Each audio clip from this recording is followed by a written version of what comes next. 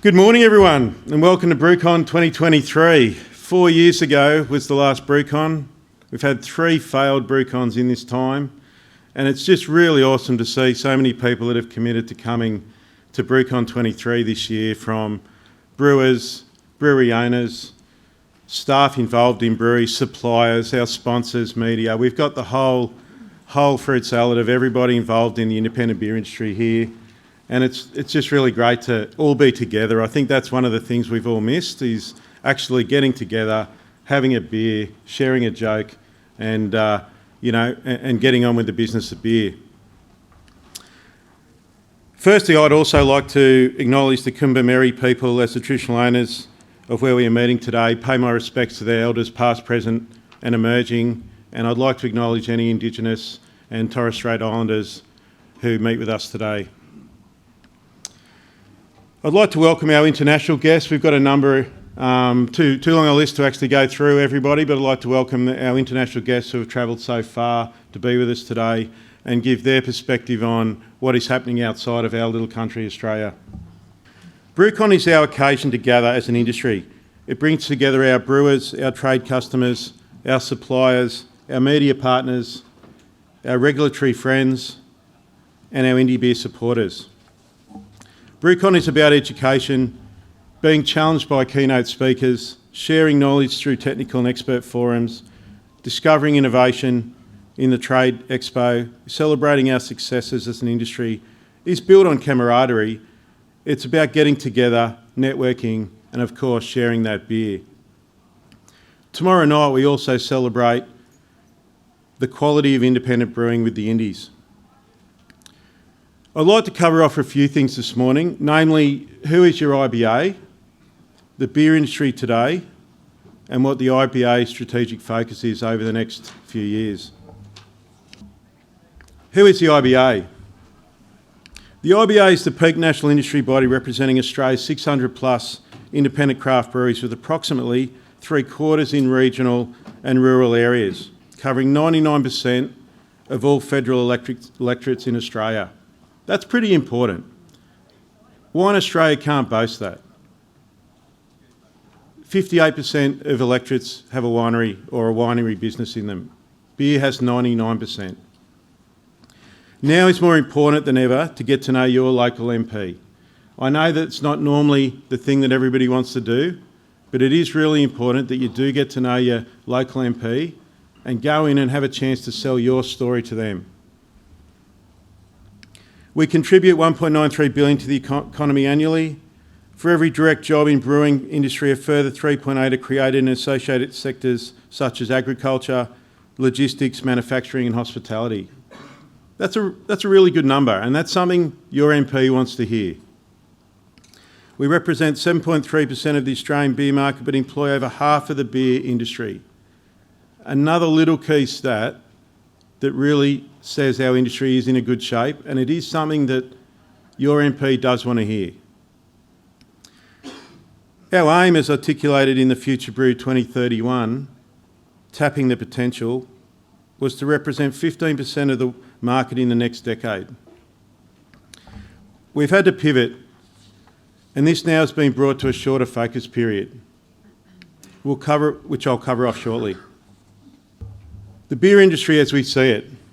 Just like to acknowledge Beer Matters for providing me with a little bit of data to showcase to you this morning, and I recommend that if you're not fully into the data, head into the Beer Matters talk later on in the conference and learn a little bit about data and how it can work for you. After years of 20+% year-on-year growth, our industry's had to pretty well pull out all stops just to survive through the recent pandemic years. A quick look at the state of our industry, some insights. Beer is still the second most popular category. It's not going anywhere. More than 4 times bigger than RTD. Craft beer makes up 1 in 5 beers sold. Beer, wine and spirits, unfortunately, are all in decline from pandemic heights. A reminder that beer is the most profitable category, though craft beer margins are declining the fastest. As we all know, 2023 has delivered massive increases in cost for raw materials, packaging and freight, supply chain issues, staff shortages, increased living costs. The list goes on. More business stress than anyone could have imagined. Profit margins are declining fast for craft beer and under increasing pressure since inflation and the cost of living pressure in the last few years. What can we do about it? A little snapshot of around the world as well. I know we've got speakers who are going to talk about what's happening around overseas, so I won't go into it in too much detail. UK, New Zealand, US, and here in Australia, brewery numbers are in decline. UK brewery closures have doubled openings. Quite an amazing situation in a country that had the most breweries per capita a few years ago. TAP contracts, thanks Marsden, if you're in the room. Supermarket brands and tax CDS compliance remain dominant challenges in our industry. At the heart of our industry is our people though. As a country, we are known for coming together during tough times and helping each other, even more so for the Australian independent beer sector. The IBA is doing all it can to support the national industry to maintain its market share. We've all worked so hard to achieve, but now we are calling on the government to take urgent action to assist the artisan manufacturing industry. So that leads to the IBA strategy focus and what we're doing for you. Why we need the IBA. As I said earlier, the IBA developed a 10-year plan in 2021. A number of you were involved in developing this strategy, and I'm sure most of you all read this previously. This was a big piece of work and was fit for a growing industry. The IBA board met recently in April. We engaged an expert industry consultant and worked through it what a new 3-year plan would look like that represents the current climate in our industry. We're focusing on a 4-pillar focus: advocacy, consumer awareness, business sustainability, and maintaining the IBA health. I thought I'd share with you the amount of advocacy items that are on the agenda at the moment in the IBA. Home in government, the IBA was involved recently in setting up the Parliamentary Friends of Beer Group led by Alison Burns, member for Cunningham, and Sam Birrell, member for Nichols, and now has over 50 MPs joined as friends. This is important as Wine Australia has had a place in Parliament for over 30 years, and their friends group is one of the most popular amongst Parliament, with 86% of MPs members of the Friends of Wine group. It might sound like just a group getting together every now and then having a few beers, but it's the chance you get in front of all the right people to do all the talking to. It's the time at Parliament House that you actually get to try and make a difference and get cut through all the red tape that we all struggle with. Excise regulation. The IBA is asking for a freeze on indexation. We are wanting the indexing of the rebate in line with excise rates and also extending payback timeframe on excise debt. As we all know, excise is a massive cost to our business and we need assistance now to help flourish and continue to grow. Alcohol advertising. This is quite a new one. I'm not sure if everyone is across this. Working with the Teals and independent MPs on alcohol advertising, Teals and Senator Pocock want to bring bans on digital advertising, basically meaning that social media will not be able to be used to advertise our beers or our brands. We need to sit at the table on these conversations and fight for our artisan manufacturing industry. I've recently been able to speak with Pocock and the Teals, and they have a strong focus on ridding advertising of gambling and junk food, but alcohol is on their radar. And if we don't have a seat at the table to be able to talk about our artisan manufacturing industry, we're going to lose the value of advertising through digital media. CDS, everyone's bugbear. Mine personally, I hate it. National harmonisation of the CDS schemes needs to happen. We now have a scheme basically in every state and territory. They're all different. They all work differently.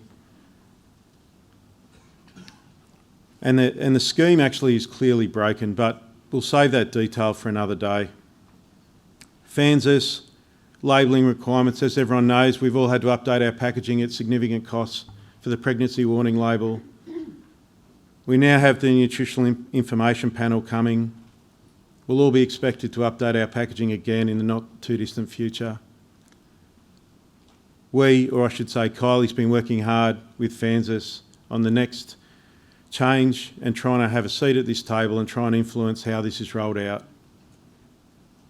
Skilled Migration Program addresses the industry skills shortages with this migration program. We all struggle sometimes to get people with the right qualifications, and this is a way to try and alleviate that problem.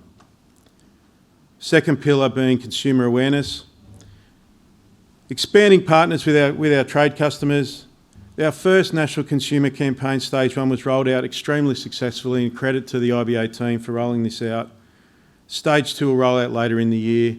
We do need to bring consumers on the journey with our brands, tell our stories, and get them to come into craft beer. Working with other trade beer events to position the Indy Seal. The Indy Seal is one of our greatest assets, and we do have a lot of work to do as an IBA to really leverage such a great seal.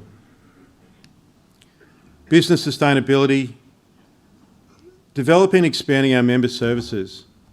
These include developing HR resources so breweries have guidance on preventing some of the people issues we've unfortunately seen recently, driving member capability and strategy and business planning. I think now and ever, having a really solid business plan for your business is critical, and it's probably not the 1 year plan, it's more like the 3 to 5 year plan.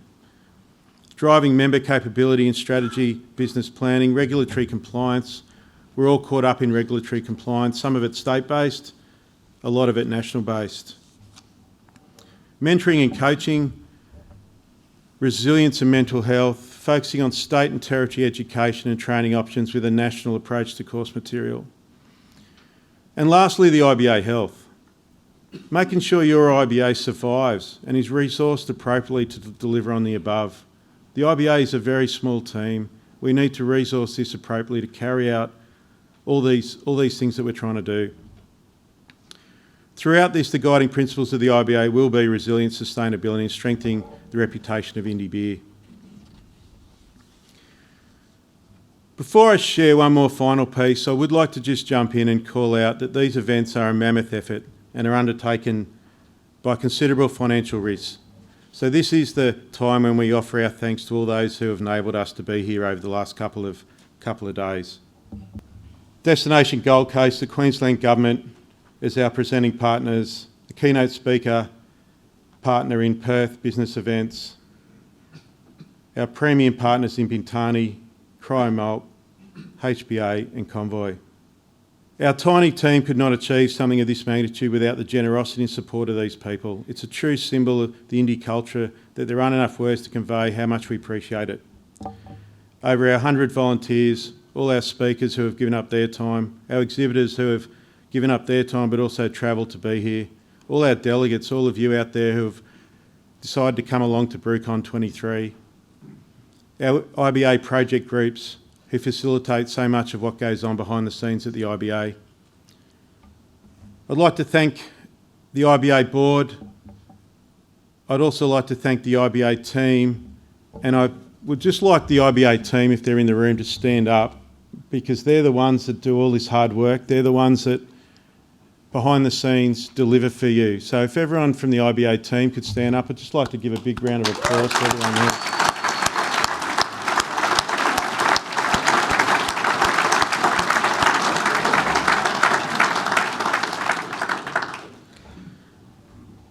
Before I go, I'd just like to share one more thought that has been bandied around our industry by a number of people for a long period of time. It's come up recently in a number of lunches and dinners and chats at the pub.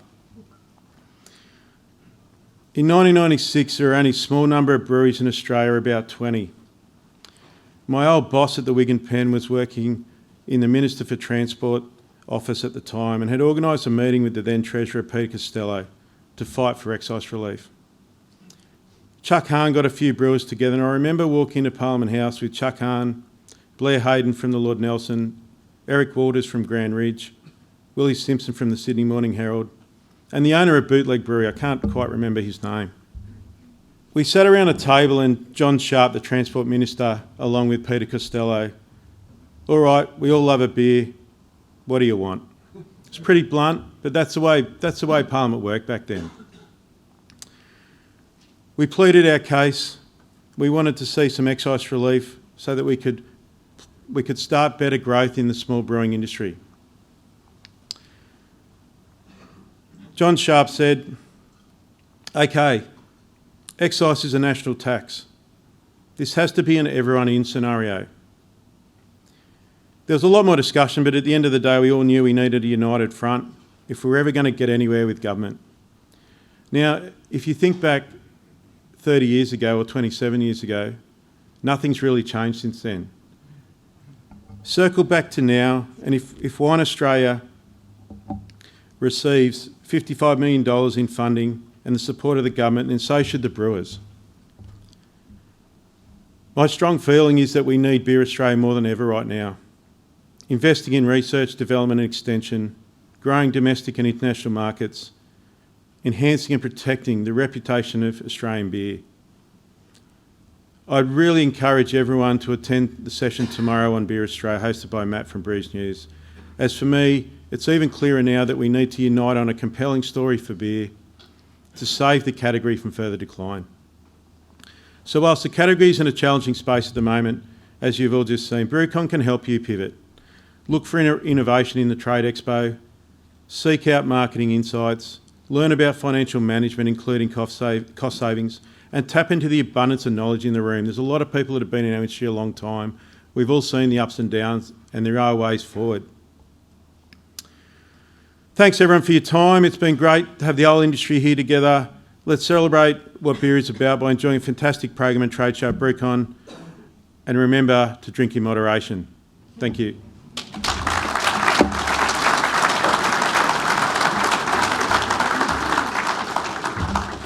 Thanks for that, Rich. Just one question before you go, and I remind everyone, download the app and you can ask your own questions throughout the program. Rich, one question for you. You've outlined a fairly comprehensive advocacy platform that the IBA is doing, and we're going to hear a lot about the headwinds and the challenges that the industry is facing. What are the challenges that the IBA is facing at the moment? Because no doubt you have some yourselves. Look, I think...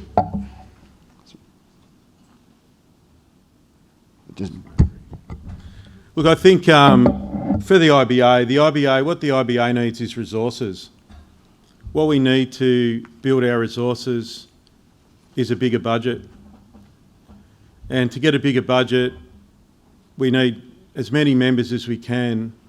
But what we can charge you as members isn't going to be the total of our budget. So we need government assistance. It's time that beer had government assistance. The Friends of Automotive Group get $155 million a year. A Friends group at Parliament House gets $155 million a year to act as an automotive group that, I dare say, we don't have a hell of a lot of automotive manufacturing now in Australia. So what are they doing with that money? And why can't we get a share of it? We don't want to fight for $155 million. I'll take $5 million right now. I'll take one. Take one. There you go. That's where we're at. And I think we've got a really good case. We're putting together a pack to really go hard at this. But as I said, we need resources and we need everyone to stay members. We need the trust in us to deliver some of these things that I've outlined today.